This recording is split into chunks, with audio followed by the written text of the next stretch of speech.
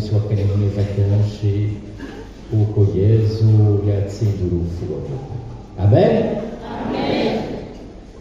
munsi kandi cyane cyane hagati yacu turi na Patiri Constantin Lumami, Patiri w'umuryango wa Chemin afise ubutumwa ikivugo cy'Ubuganda.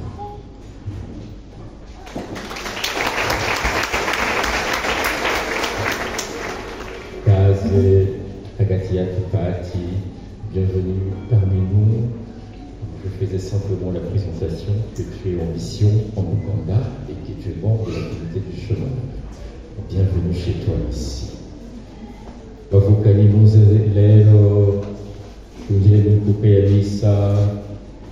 Imbere yo kunangura imisa bavukani dufata umwanya w'agacerere dusaba ibigogo by'ibicumuro byacu.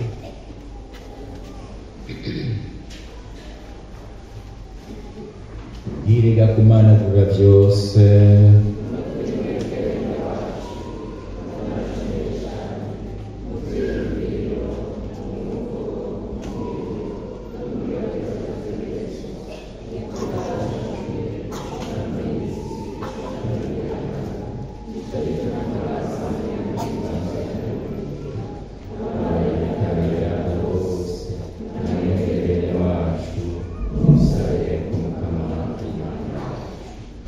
Imana kugira byose tukigongwe maze nyuko ibicumuro byacu kuko ubuzima burahera.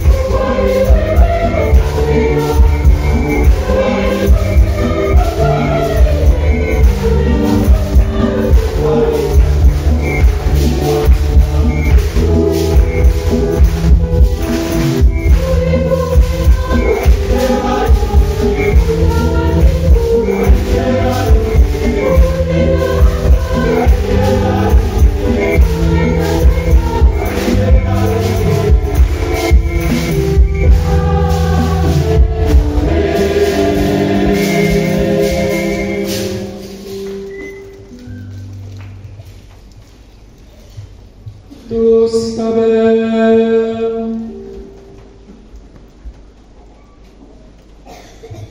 Mana n'ikigongo kirakama, uko dupimbaza iminsi ya Pasika uko umwaka utashe, niko ukebura ukwemera kuyiguca kwegukiye. Nutungereze rero inema zawe kugira ngo tubone kumenya no gutegera neza yabatisimu yaducoroye mutima twavugiyemo mbere y'amaraso yaducunguye. Tubigusabye Yesu Kristo umwana wawe mukama wacu, we Mana musange ubuzima n'ingoma hamwe na mutima mweranda ubu no mu myaka yose.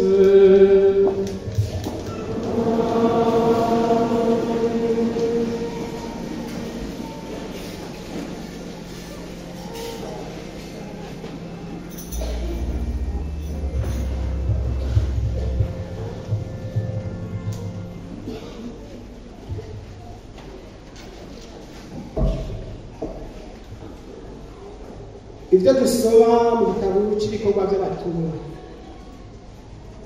I Yerusalemu abatumwa baragira n'iminwe yabo imenyetso n'ibitangazo byinshi mu bantu. Bahora bakoranira bose hamwe munsi y'ubwugamo bwa Salomo. Mu bandi bantu nta wubahuka kuja hamwe nabo, yamara igihugu cyose cyabavuga neza. Igihe cy'abemera Imana umukama, uri umugabo uri umugore, cyaguma cyongerekana iminsi yose. Abantu benshi bahora basohora abarwaye bakabaryamika ku mariri canke ibirago imbere y'inzu yabo kugira ngo Petero niyahaca igitutu ciwe kugira ngo giciyeko. Benshi bo mu bisagara vya hafi bahora bazi Yerusalemu bazanye abarwaye n'abari bafashwe n'imitima ihumanye, kandi bose bagenda bakize. Ibyo ni ijambo ry'Imana.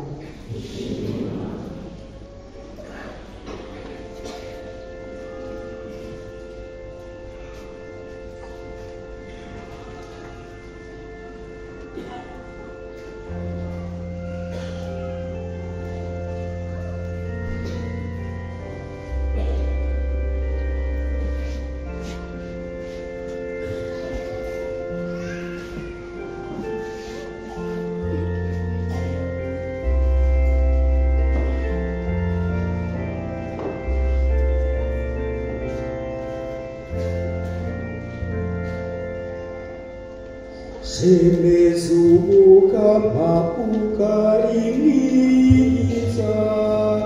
ubuntu bwiwe amahwi akayose.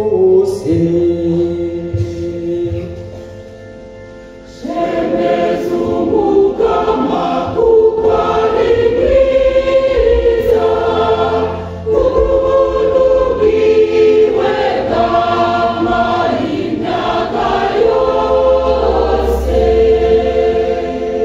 Israeli rero nivugiti ubuntu bwiwe bw'amanyaka yose. Umuryango wa Aroni nawo nyene nuvuguti ubuntu bwiwe bw'amanyaka yose. Eka nabo bahumukama nibavuge bati ubuntu bwiwe bw'amanyaka yose. Semezumukama ukaringiza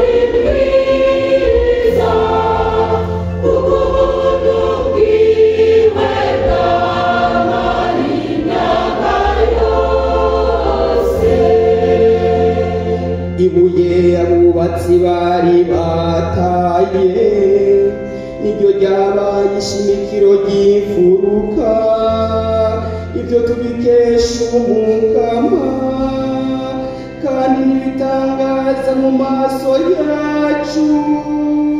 Nguwo umunsi w'umukama yagize, niduhimbagwe tunezerwe kuri uyo munsi.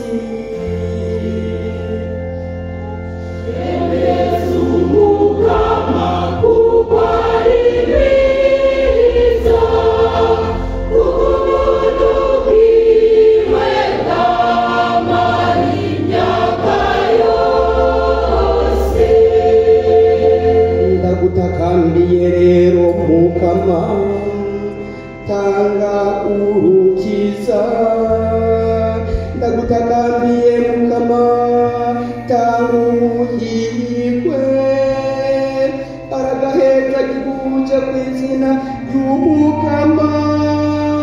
Turabahezagiye turi mu ngoro y'umukama. Umukama ni Imana, araduha umuco. Shemeza umukama kuko ari mwiza, kuko ubuntu bwiwe bwamara imyaka yose. Shemeza umukama kuko ari mwiza, kuko ubuntu bwiwe bwamara imyaka yose. Shemeza umukama kuko ari mwiza, kuko ubuntu bwiwe bwamara imyaka yose.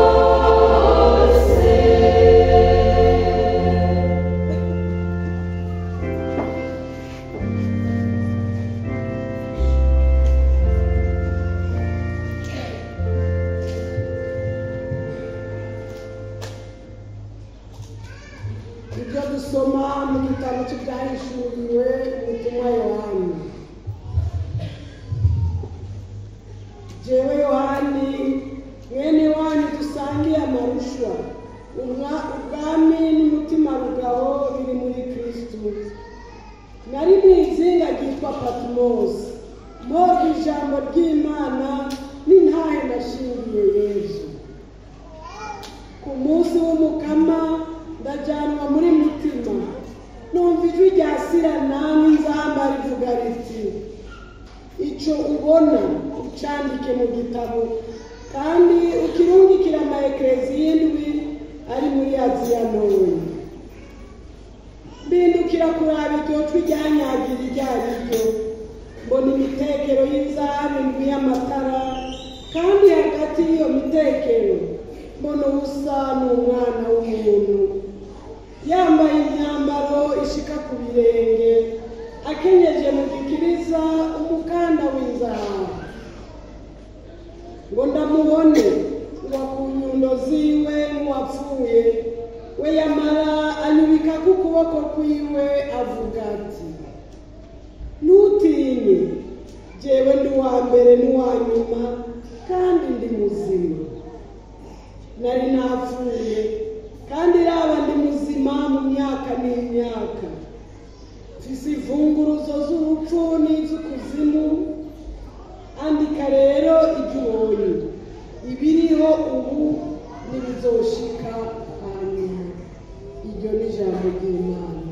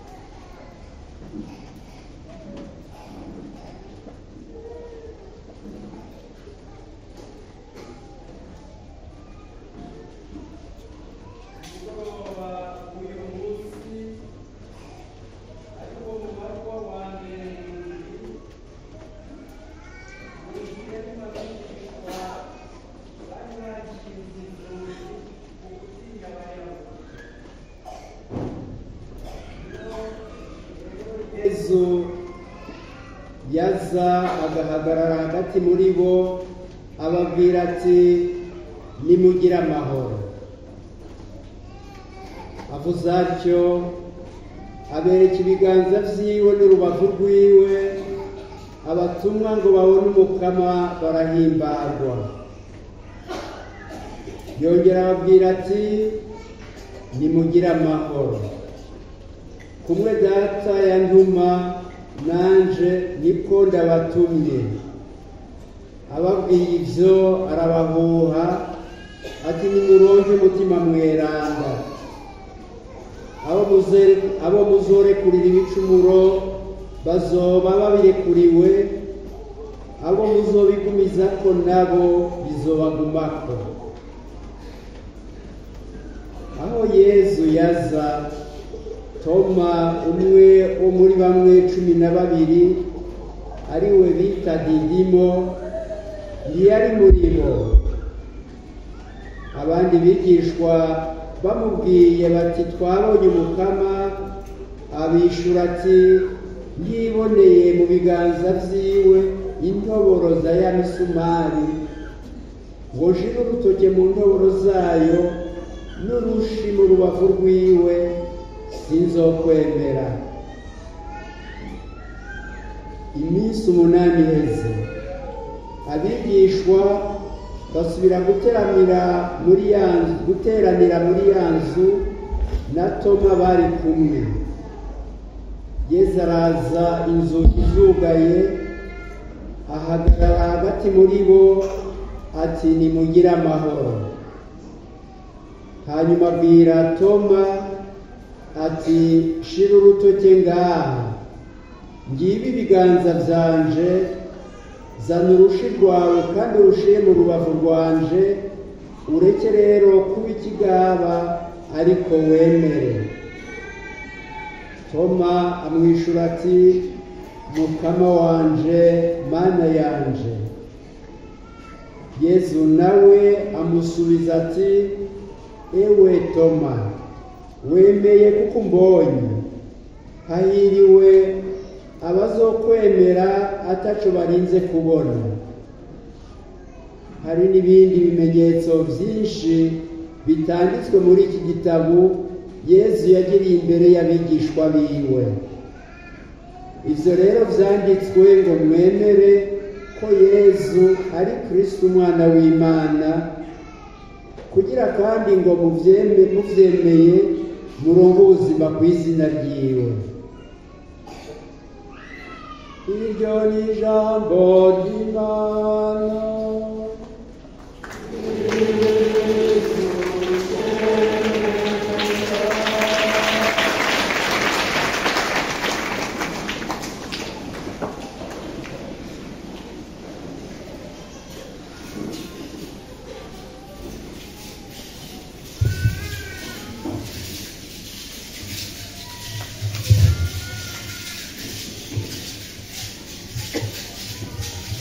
Tugire Kristo, tugire Kristo kandi Pasika nziza. Est-ce qu'on dit aussi Pasika nziza kandi?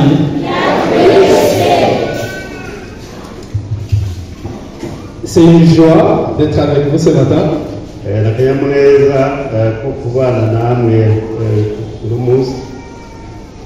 Parce qu'aujourd'hui nous célébrons le deuxième dimanche après la Pâque, qui est appelé dimanche de la divine miséricorde. Donc nous sommes en train de célébrer la divine miséricorde de Dieu. Voilà le motif de joie. Le motif de joie, c'est que le Seigneur est prêt, toujours prêt à nous pardonner.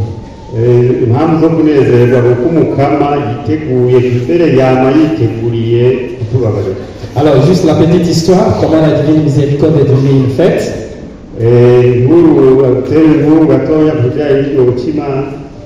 Cette fête nous est donnée ou a été inspirée, révélée à la sœur Maria Faustine. uwo munsi mukuru wahishuriwe cyane wagiye kuri mama Faustina. Elle est polonaise. Abava mu gihugu cya Pologne. Alors, plusieurs fois, elle a eu la révélation de Jésus sur la miséricorde.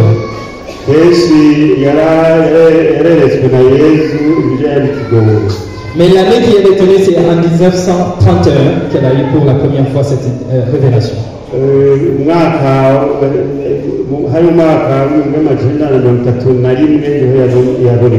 Et depuis ce moment-là, depuis cette année jusqu'à 1938, quand elle est morte, toutes les années qui suivaient au milieu, elle avait au moins une fois cette révélation de Dieu, de Jésus par rapport à la miséricorde.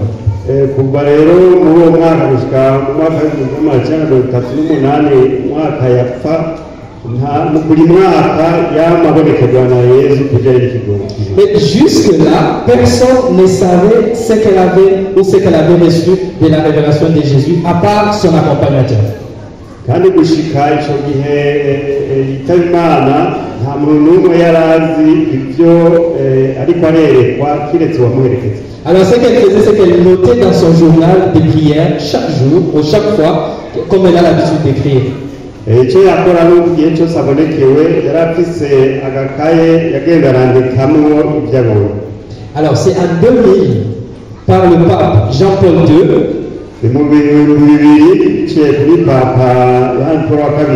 Lors de sa canonisation, parce qu'on a vu que c'était quand même une sainte femme.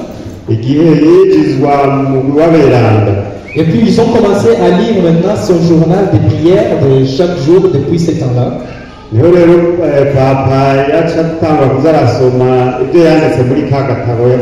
C'est là qu'on découvre que Jésus est apparu plusieurs fois à elle, et même la Vierge Marie aussi, mais Jésus c'était assez prominent. Et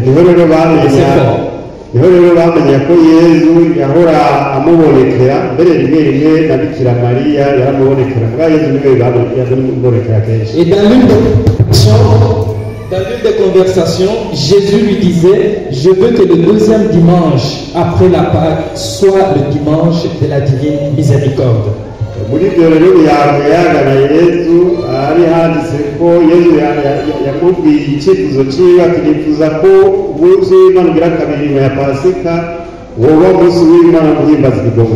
Donc il y a eu plein d'extraits par rapport à cela. C'est ça qui a motivé l'Église, à travers le pape Jean-Paul II, d'officialiser le deuxième dimanche de Pâques comme dimanche de la divine miséricorde.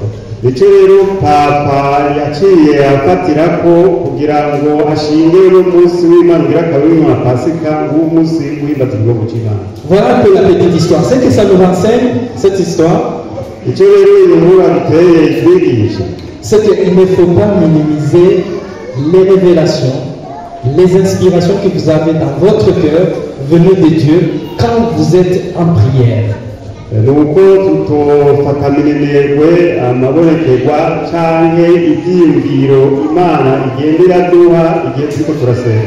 Prenons soin quand nous sommes dans la prière de noter les fruits de notre prière. C'est important.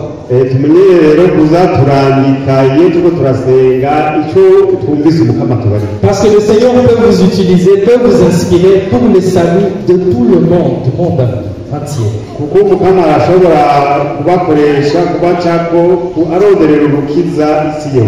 Donc ça nous recentre à comment on écoute le Seigneur quand on prie et comment on prend soin de sa parole et de son inspiration.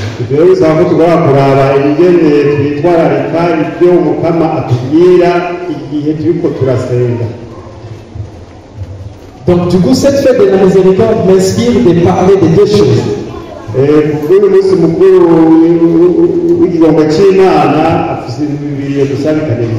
Quand on parle de la miséricorde, on entend le pardon. Ce pardon, d'un côté, c'est le pardon de Dieu pour nous, pécheurs. Et de l'autre côté, c'est le pardon de nous vis-à-vis des autres. Alors quand il arrive au pardon qui nous concerne nous humains par rapport aux autres, kubijyanye rero n'icyo kigongo dukwiye guhana hagati yacu, il y a encore deux choses qui arrivent. hari ibintu bibiri rero tubwire. Le pardon, c'est la miséricorde m'inspire aussi de parler de la capacité ou l'humilité de demander pardon et la capacité aussi d'accueillir le pardon de l'autre pour moi. ubuvuzi bw'ikigongo cy'Imana kuri iri by'ukubabarira hagati yacu tubwire ibintu bibiri, ni uko ari guca bugufi cyangwa ubushobozi bwo gushobora gusaba ikigongwe, ariko kandi n'ubwo bushobozi bwo gushobora kwakira ikigongwe. Parfois, la source de nos conflits, c'est pas parce qu'on n'est pas capable de les résoudre. Kenshi intango cyangwa isoko ry'ikutumvikana hagati yacu si uko tudashobora kwicara ngo twumvikane. Souvent, c'est parce qu'on manque assez d'humilité pour aller demander pardon, pour se réconcilier. Ariko kenshi biterwa n'uko kenshi tubura uko guca bugufi ngo tuve hasi tugende gusabana ikigongwe. Parfois, on dit, mais si je vais lui demander pardon, il va penser que moi je suis faible, je suis rien, je sais pas faire, etc. hari igihe rero tubaza tuti jewe kuva hasi nkaja kumusaba ikigongwe, agahera cakuvuga ngo jewe ntacyo maze. Mais en fait, il y a un adage qui dit l'humilité précède la gloire et l'orgueil précède la chute. Rero hariho umugani uvuga yuko guca bugufi gutegura kurinahazwa,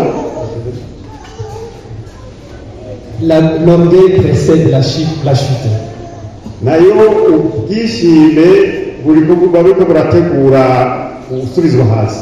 Comme on dit que en fait, l'humilité pour nous chrétiens, c'est le chemin du salut. uvuga rero ko guca bugufi twebwe abakristo ni inzira itujyana mu kiza. Je ne veux pas revenir sur Philippiens qui nous parle de Jésus, lui qui était égal à Dieu le Père, mais il s'est humilié pour devenir l'un de nous et pour nous sauver.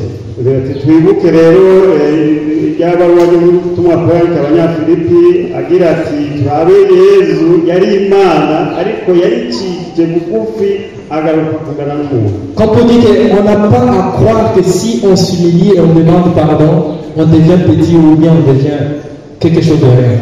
rero ntiduhabwa tubana twibaza ko igihe duciye bugufi tugasaba ikigongwe bituma tuba bato bataco batuma. Et dans ce sens-là, il y a encore une image qui m'arrive, c'est l'Esprit Saint est comme de l'eau qui ne descend que dans les lieux les plus bas.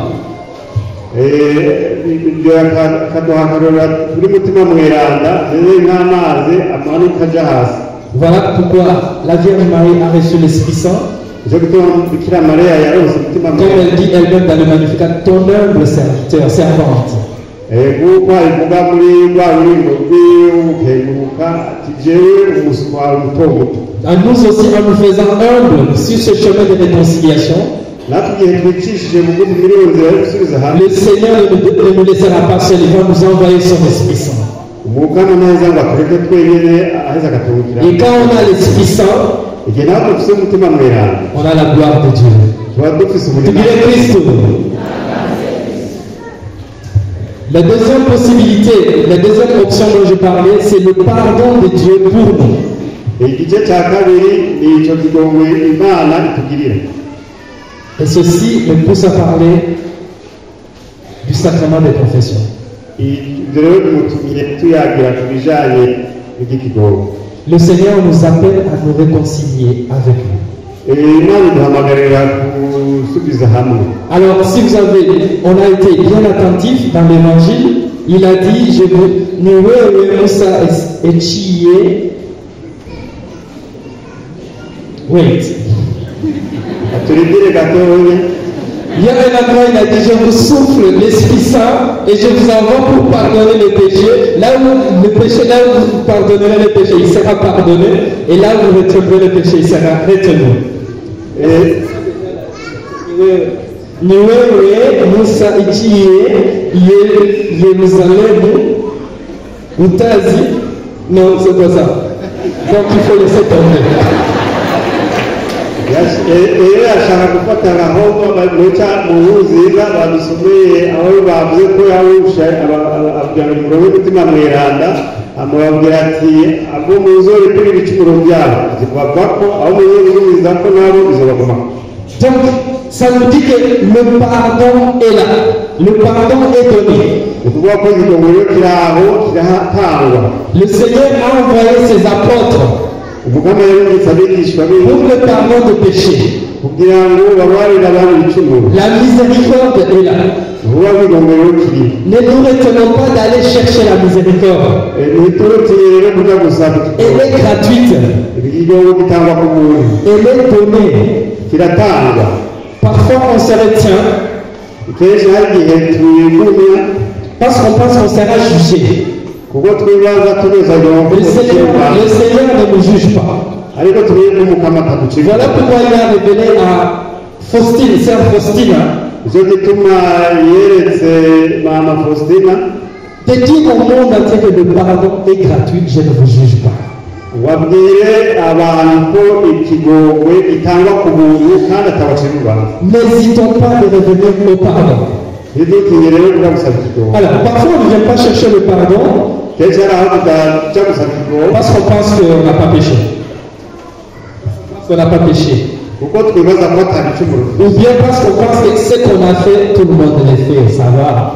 cyane kubera ko twibaza ko ati ibi nakoze n'abandi bamaze barabikora. Je ne suis pas le seul à faire ça, tout le monde fait ça. ubwo rero si jewe jenyine nabikoze n'abandi bamaze. Est-ce que j'ai besoin de la miséricorde pour ça?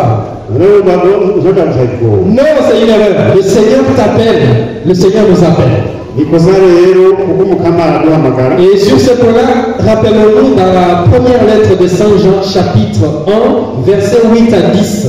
kuri ibyo rero twibuke ibaruwa y'umutumwa Yohani Je vais juste, chapitre 1, kigabane cya mbere versets 8 à 10. umunani kuva ku munani gushika ku icumi. Il dit, si tu dis que tu n'es pas pécheur, tu fais de Dieu un menteur. Or, Dieu n'est pas menteur, donc kavuga ati niba uvuze we ko utari umucumuzi uzoba wegeje ko imana y'umubeshi kandi turazi ko imana itabesha. et si tu viens chercher la miséricorde, elle est là gratuite. C'est là où le même verset là qui suit, de 8 à 10. niba rero yo gusaba ikigongwe ukumenya ko igomba gihabwa ku muntu. La miséricorde est tellement importante que le Seigneur veut la donner gratuitement parce que c'est à travers cela que nous sommes sauvés. ikigongwe rero kirahambaye ku buryo umukama yashimye kugitanga ku buntu kuko ariyo nzira y'ukurokoka. Le Seigneur nous prépare à cette miséricorde.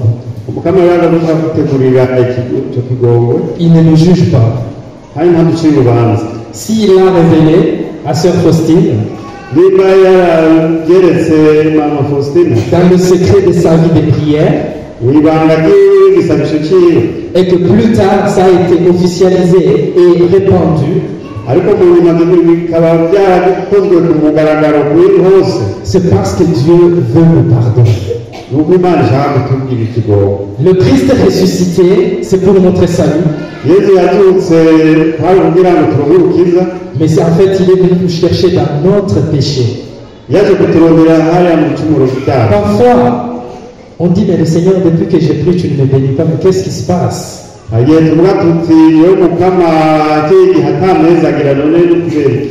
Un jour, l'un de mes étudiants, je suis aumônier à Uganda, il me demandait, mais Père, je traduis un peu, Père, qu'est-ce qui fait que quand on lit la Bible, Dieu était en train de répondre aux prières de ses fidèles. Chaque fois qu'il priait, il y avait des miracles, il y avait ceci qui se passait. Mais pourquoi nous, aujourd'hui, quand on prie, c'est comme si Dieu est sourd? Est-ce que c'est le même Dieu d'hier ou le Dieu d'hier a changé? Le Dieu que nous prions aujourd'hui n'est pas le même. yabwiye abo yigisha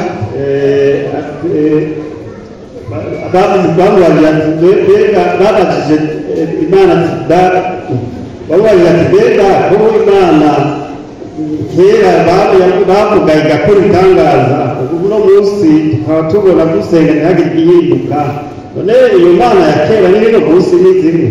Et là, je lui ai dit, rappelle-toi, il est écrit, Dieu reste le même hier, aujourd'hui et pour l'éternité. agamije ko yabuje ati imana uko yamye byo n'ibintu kandi kizokwama. C'est le même Dieu que nous prions. niyo mana dusenga. Mais parfois nos prières ne sont pas exaucées. ariko aho bishika ibisabwa byacu byishimo, C'est pas parce que Dieu a changé, ariko si kubera imana yahindutse il reste le même. uko yego mariya C'est peut-être parce que nous on a des péchés qu'on n'a pas encore confessés. ariko nuko mushobora ko tuba turi mu bicumuro tutaraba. Et ça peut être une barrière. Dieu attend notre conversion. Il est aussi patient. Et à ce moment-là, les promesses vont se réaliser.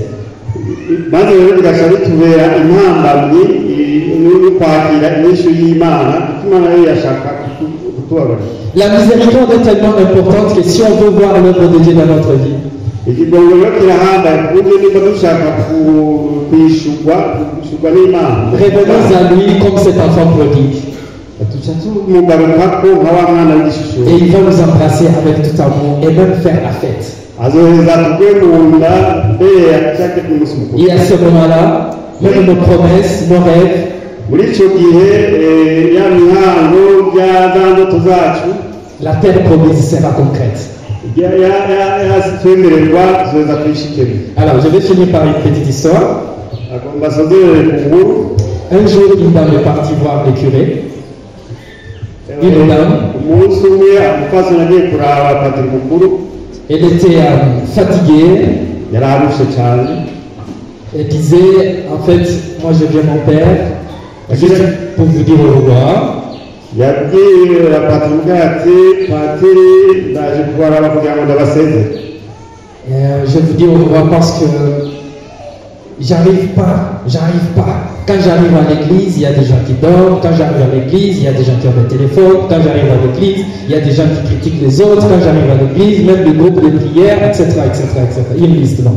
ati rero kubasezera kuko mbona by'ukuri atakigenda ndaza mu nsengero ugasanga abariko barasinzira, abandi bari ku matelefone, abandi bariko baranebagurana hagati yabo. Et je pensais que c'était à l'église que je pouvais trouver Dieu, Jésus, mais en fait, c'est encore, je me suis trompé. jewe nari nzi ko mu ngoro y'Imana ariho nza guhura na Yesu n'Imana, mugabo ndabona ko niheza. Alors le prêtre lui a dit, ah, je suis désolé, ma sœur.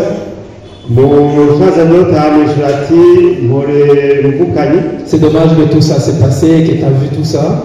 Je vais vous demander un petit service avant que vous partiez. Prenez ce verre d'eau qui était assez plein. Alors, on va faire une prière, je vais bénir cette eau, mais avant que je la bénisse, je vous demande de faire 2 tours de l'église.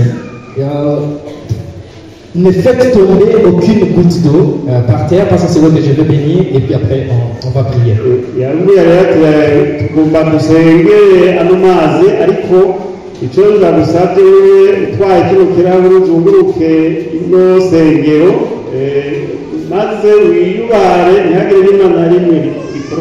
Et puis la dame a dit, bien sûr mon père, je vais le faire. Elle a pris le verre d'eau. Elle était assez concentrée.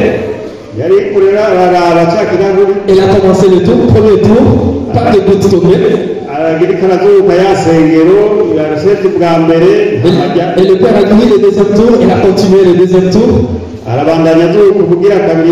Aucune goutte n'est tombée, elle était contente de venir chez le père maintenant.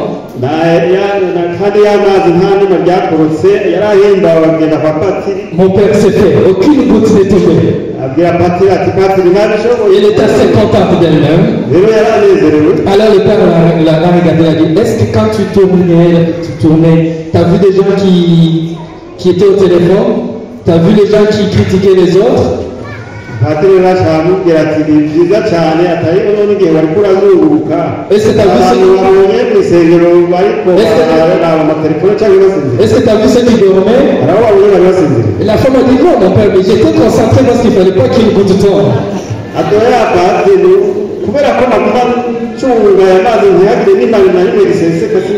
le père a dit maintenant, c'est très bien ma fille.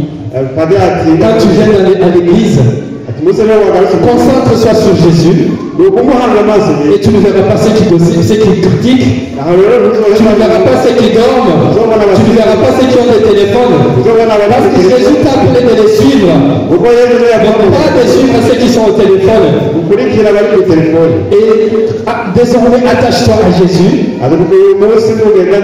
et ta foi sera forte.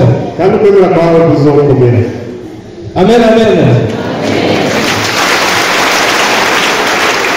Plus on s'attache à Jésus, uko duhanga amaso ye plus on est capable de pardonner. uko dushobora Plus on s'attache à Jésus, uko duhanga amaso ye plus on ne voit plus tout ce qui ne va pas. niko tutabona Jésus a dit suivez-moi, Yesu yavuze ati il n'a pas dit suivez les autres. yavuze Nous gukurikira sommes les suiveurs de Jésus, ses disciples. turabiriye gukurikira Il ye ne faut pas que les conflits que nous avons les uns les autres maze nous kutumvikana empêchent de suivre le Christ. ntibihave bitubuza gukurikira ye Et c'est ça la miséricorde que nous sommes appelés aujourd'hui. nicyo C'est de nous concentrer sur celui qui nous pardonne. uko twagomba Et c'est lui aussi qui nous donne la grâce nécessaire dont on a besoin pour pardonner. ko nibaduha n'indi nazo ushobora kubabarira Tugire Kristo. Tugire Kristo kandi. Que le Seigneur nous bénisse et nous donne le Saint-Esprit et la grâce nécessaire dont on a besoin pour continuer à les suivre. Amen.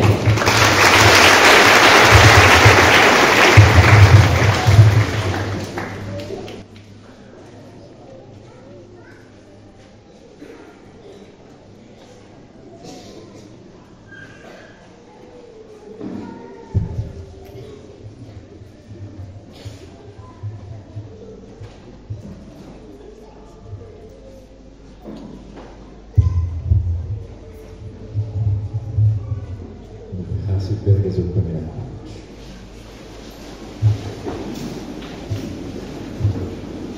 Nemelimana Norvège.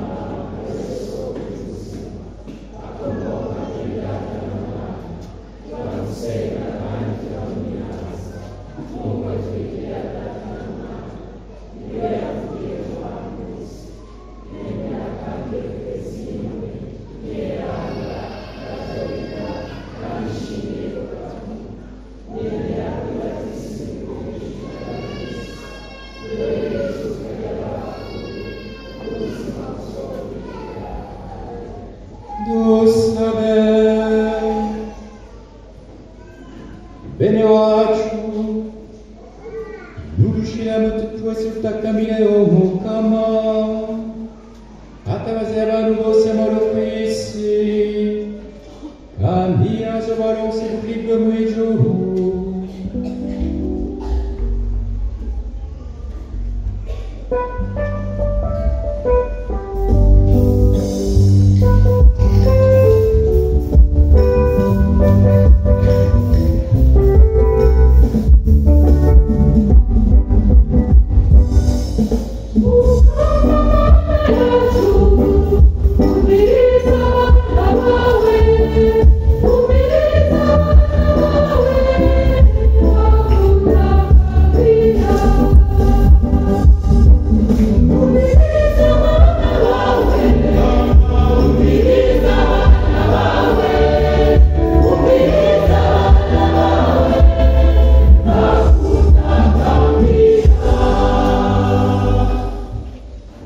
dusabira abo bose bashinzwe kubungabunga ukwemera Gatolika twasigaranye n'abatumwa, abepiskopi, abasaserdoti n'abafasha, kugira ngo inkuru nziza badushikiriza ituzanire urukiza mu mitima yacu, maze natwe dushobore kwigwiza hose.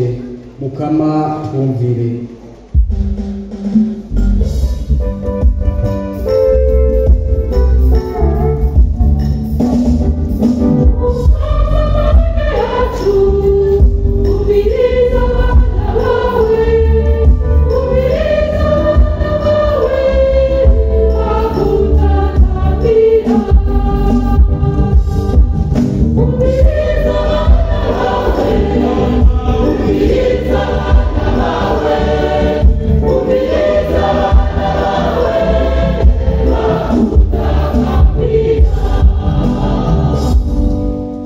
dusabire umubyeyi wacu yashengeye Bukama Nyenubweranda Papa Francisco, Imana yacu nziza imwakire mu bwami bwayo, imuronse ubuzima butagatifuje kandi buhoraho. Mukama twumvire.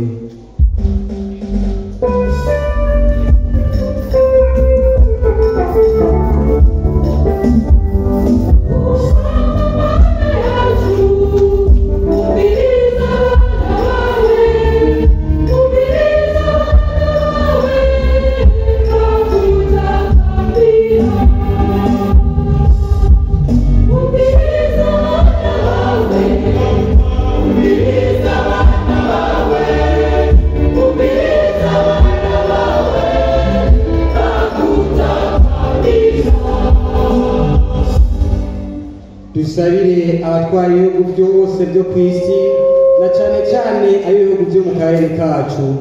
Mutima mweranda agomba bayobora mu bikorwa byose bakora, bironderera ineza n'iterambere rirama kandi rya bose. Mukama twumvire.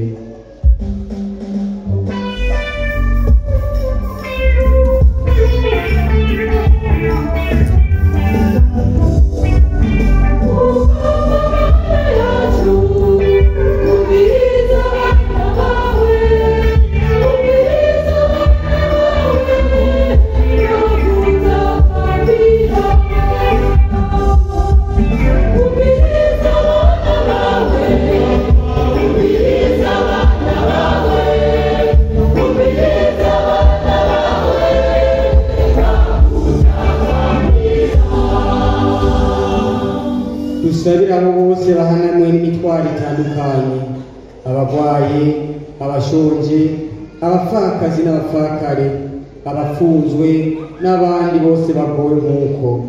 Ese iminsi ya Pasika turimo yobakaburira umwizero bafise mu Mana yacu, maze nayo iheze ibaruhure ububabare bwabo buzimangane. Mukama twumvire.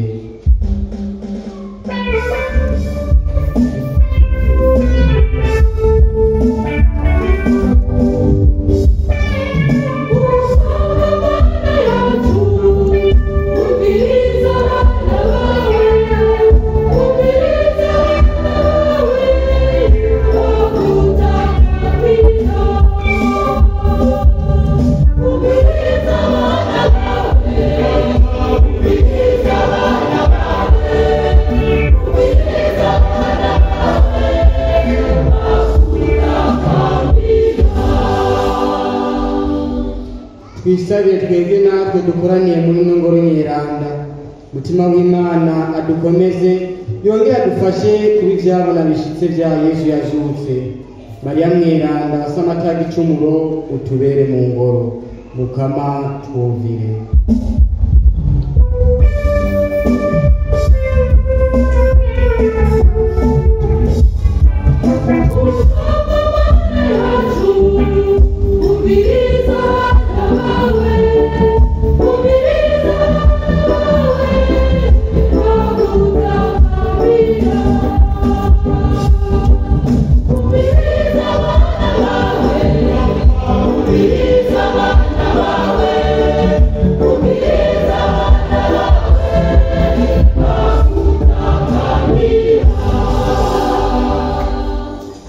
Dawe mu ijuru, ukwemera waduhaye mu mwana wawe Yesu Kristo, umuvukanyi wacu urubeya rw'urukundo mu mitima yacu, nibikabure muri twebwe ukwizigira guhimbaye umuzo w'ubwami bwawe. Ese inema yawe ubihindura ababivyingira akamaro b'imbuto z'inkuru nziza zo kwambira umuryango w'abantu n'isi yose, mu kurindirana umwizero ijuru rishasha n'isi nshasha, kuko ububasha bwa Sekibi buzoba bwatsinzwe, ubunezero bwawe bukabona bwigaragaza imyaka yose. Ese inema ya yubile yokabura muri twebwe turi ku rugendo kubwo kwizigira inyota yo guhurumbira ibyiza by'ijuru, kandi igashungururira ku isi yose akanyamuneza n'amahoro by'umucunguzi wacu. Ese Mana uhezagiye imyaka yose, woshimagizwa kandi ukaninahazwa, maze ishimagizwa n'inahazwa byawe bikamaho ubu no mu myaka yose. Amen.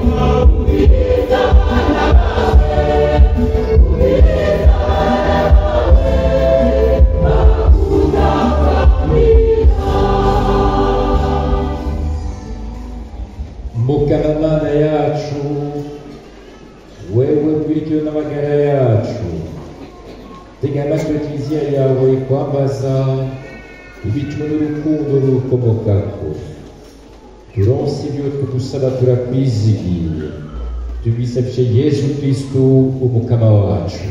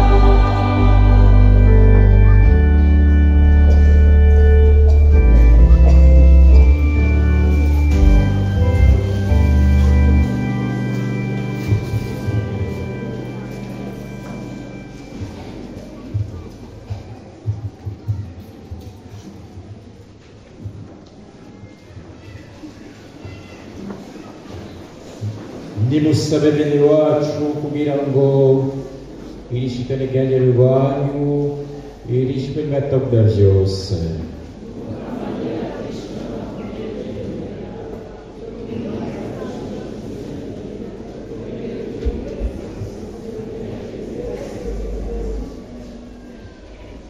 Urakusabye Mukama, niwakire twerezwa z'abasabi bawe kugira ngo ukwemera izina ryawe no kuvuka kwa kabiri mu batisimu abashe gushikira kuhirwa murarena.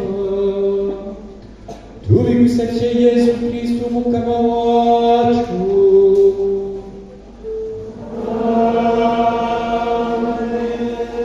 Mu myaka yose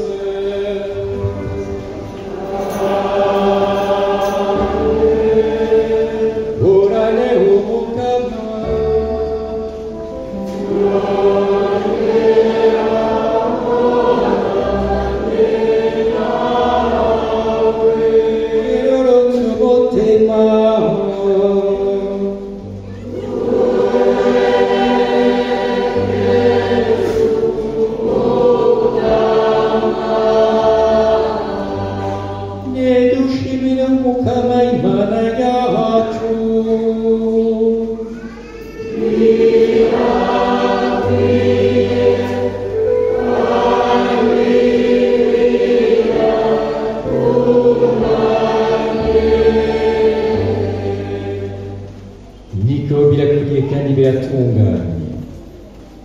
kukunyinahaza Mukama ibihe byose tukarushirizaho kukuyaga muri iyi si aho Kristo Pasika yacu yitanga kako iwe wabagaze nyakuri wakuye ibicumuro by'abantu urupfu rwiwe rwatsinze urw'iwacu izuka ryiwe naryo rikadusubiza ubuzima.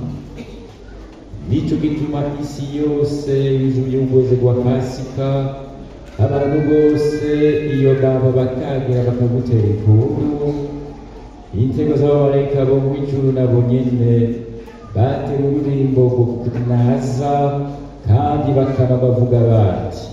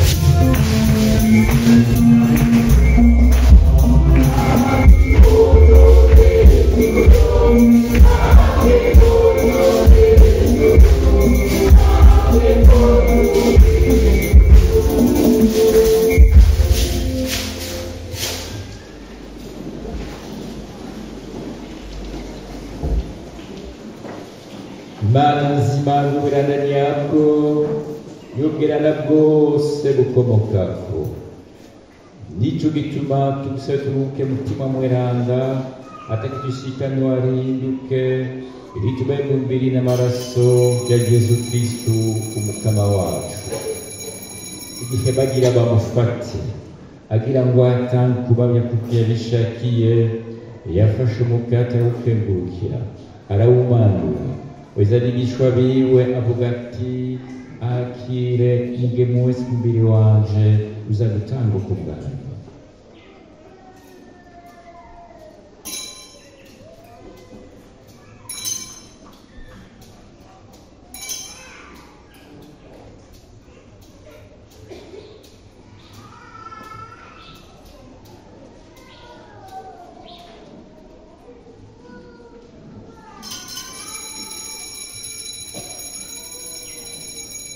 amaze gufungura ajya kwa kundi afata ikarisi yonga ukenguruka eza abigishwa biwe avuga ati akire mmemwese ikarisi y'amaraso yanjye amaraso y'isezerano rishasha kandi ngizwa kw'amako aza guseswa ku bwanyu no ku bwa benshi bakize ibicumuro ivyo murabigire mwibuka.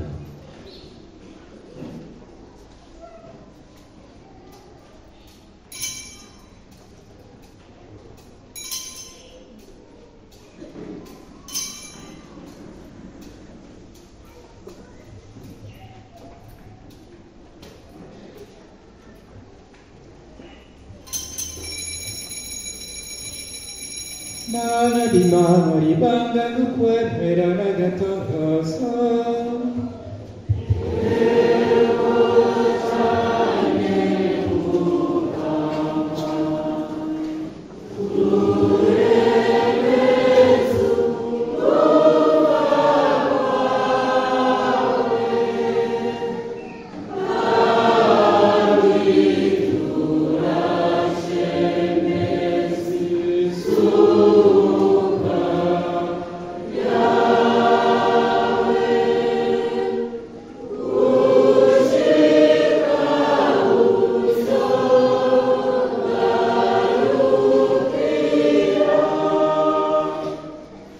nikorero mukama kwibuka n'ugufa no kuzuka k'umwana wawe wazimuka tubuzima n'ikarisi y'ugukiro tukanakenguka ko bagitegereje kurenguka imbere yawe ngo dushikane inkuka tubatake ngo dushiritse ngo umutima wawe dukoranize hamwe ari umutima umwe ko dusangira umubiri n'amaraso ya Kristo.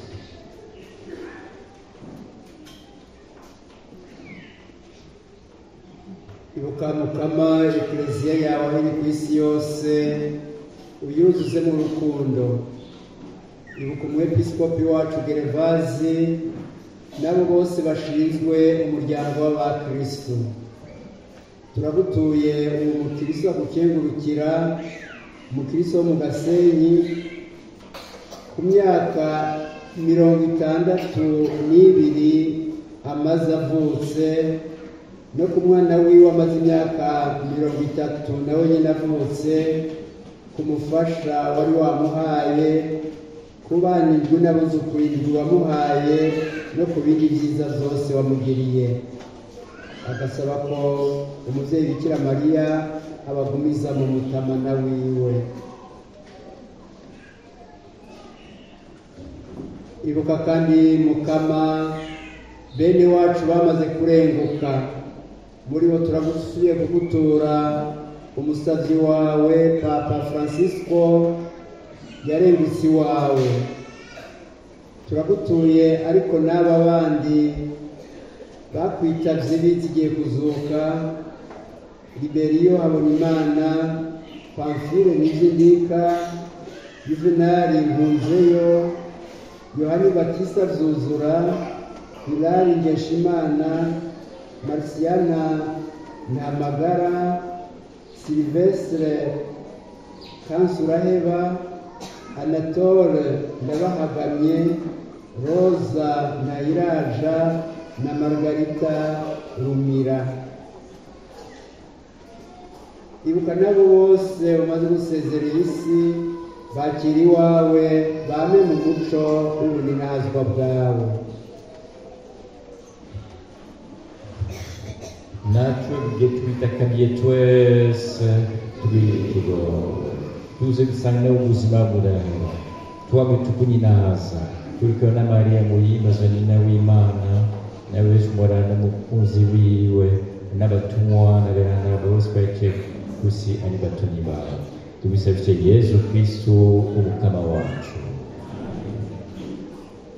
ubwewe hamwe nawe no muri wenyene duteye iteka ryo gusenwa Mana Data mushobora byose hamwe na mutima mutagatifu wongere uninahazwe mu myaka yose.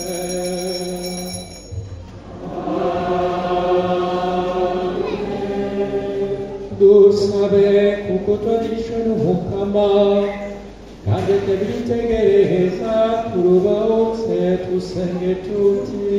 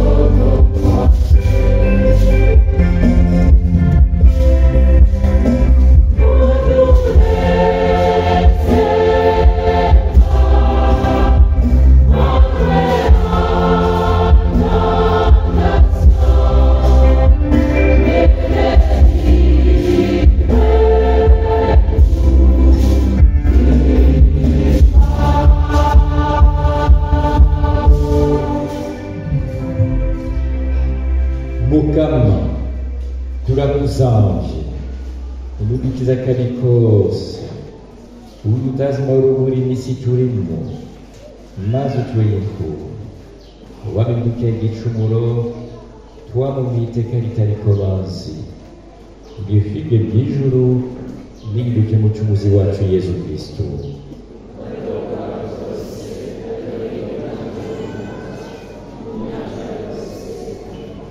mukama Yesu Kristo wewe wabwiye abatumwa bawe uti ndabasiga mahoro n'abahamare yanje uraba ibicumuro vyacu araba ni hamwe ukono kwikiziya yawe witabaza amahoro mu dunya maze yariranguje wowe ni ubuzima n'ingoma mu myaka yose amahoro y'umukama akanyamuneza bavukanye mugabukanye amahoro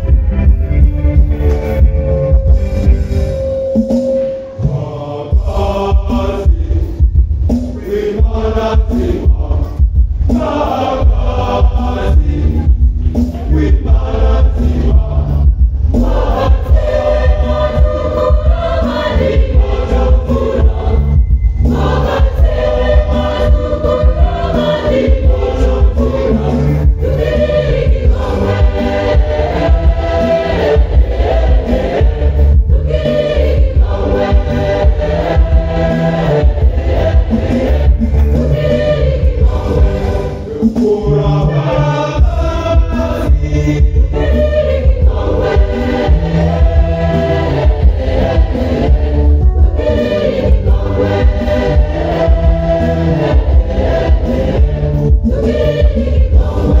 Thank you.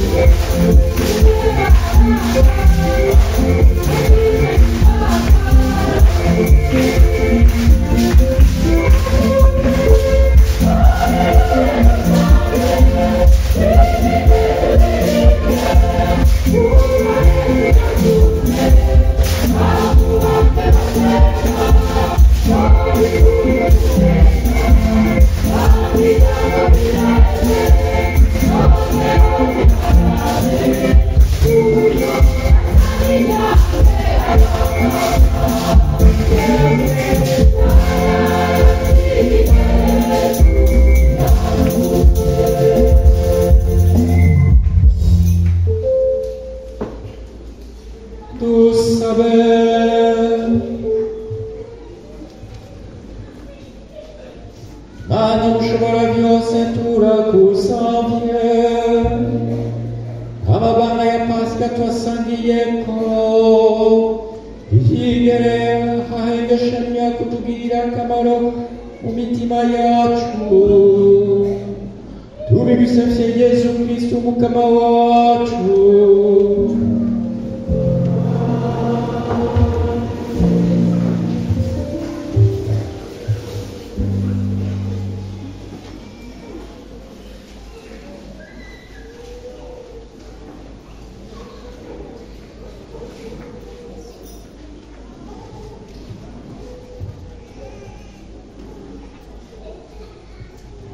dukomeze perezida y'umuryango kugira uruhu twifuje no gusangira neza kugira amakuru ya paruwasi ya Batista Mweranda yo mu Gihosha umunsi mukuru w'ikigongo cy'Imana. Ubwa mbere paruwasi ya Batista Mweranda yo mu Gihosha iramenyesheje ababyeyi bifuza kubatisha abana bato mu kwezi kwa gatandatu uyu mwaka ko boza kubandikisha mu biro bya paruwasi. Inyigisho ku bavyeyi n'abahagarikizi zizoba kabiri mu kwezi, ni ukuvuga ku munsi wa kane igenekerezo rya munani gusanga uyu mwaka no ku munsi wa kane igenekerezo rya 15 gusanga uyu mwaka igihe cy'isaha 11 zo ku mugoroba kuri paruwasi. Bazana amakete y'ibatisimu yabo ay'abahagarikizi n'urupapuro rw'amavuka umwana. Ya kabiri paruwasi ya Batista Mweranda yo mu Gihosha iratumye ko ababyeyi bafise abana bitegurira gukomezwa muri mutima mweranda kuza gutunganya amakarata yabo y'ibatisimu n'ay'abahagarikizi hamwe no kuriha amafaranga 8,000 y'impuzu n'ishapure bazokwambara ku munsi wo gukomezwa muri mutima mweranda. Ya gatatu patiri mukuru wa paruwasi Mugamba aratumye imvukira za Mugamba zose zirangurira imirimo mu gisagara cya Bujumbura mu nama yo gutegura yubile n'iyatirwa mu ibanga ry'ubudiyakoni n'ubusaserdoti. Iyo nama izo mugenekerezo rya kane rusanga uyu mwaka igihe cy'isaha 4 z'igitondo mu nyubakwa za ndongozi. Kubera ko urubanza ruzogenekerezo ya 19 ukwezi kw'uyu mwaka turasabye ko imvukira zose za paruwasi Mugamba mu kwitabira iyo nama idasanzwe. Kaze dusangire ikivi cyo gutegura iyo yubile. Kakane abazotegura ingoro y'Imana ku munsi wa gatandatu igenekerezo rya 3 rusanga uyu mwaka n'abasubuti bo muri Inyasi Myoyora n'Umweranda Deli. Amakuru ya paruwasi nayo itugire Kristo.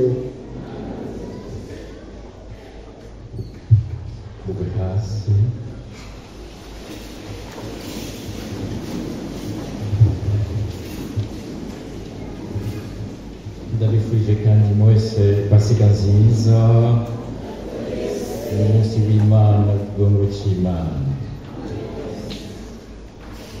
Orano mukama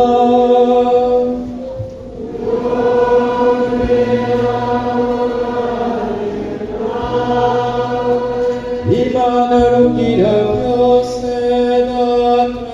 Data na mutima mweranda bihazagire.